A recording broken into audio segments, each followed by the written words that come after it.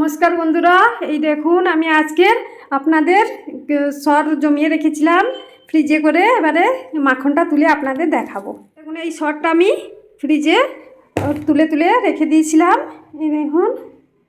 তারপর এই মিক্সির একটা জার নিয়েছি, যেটা জুস বানানো হয়। এতে কিছুটা এই সরটা আমি নিয়ে নিচ্ছি। এতে এবারে জল দিয়ে দেবো, জল দিয়ে ঘুরিয়ে নেব।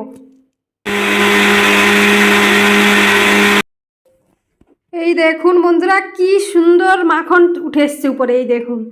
এবারে আমি এটাকে হাত দিয়ে আস্তে আস্তে করে এরকম করে তুলে নিয়ে একটা বাটিতে রাখবো। এই দেখুন কি সুন্দর বেরিয়ে এসছে, দেখুন।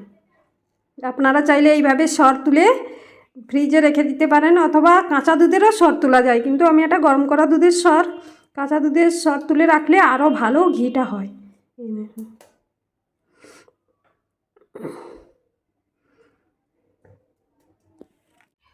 এই দেখুন আমি উনুনটা জ্বালিয়ে নিয়েছি।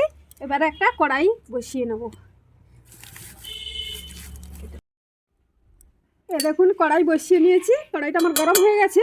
এবারে এই যে মাখন, দেখুন কত মাখন উঠেছে, কি সুন্দর মাখন। এইটা এবারে আমি কড়াইতে দিয়ে দেব। দেখুন এবারে কি সুন্দর আমার মাখনটা গলে গেছে। এবারে এইটাকে আমি সব সময় চামচ দিয়ে নাড়াতে থাকবো, যাতে নিচে না লেগে। বন্ধুরা আমার হয়ে গেছে, কি সুন্দর দেখুন কালার এসছে। এবারে আমি একটা ছেঁকনি নিয়েছি, আর একটা পাতলা সুতির কাপড় নিয়েছি, এর মধ্যে ছেঁকে নেব। আপনারা এইভাবে বাড়িতে ঘি বানাবেন আর আমাকে কমেন্ট করে জানাবেন কীরকম হয়েছে। টাটা বন্ধুরা, আজকের মতো এটাই।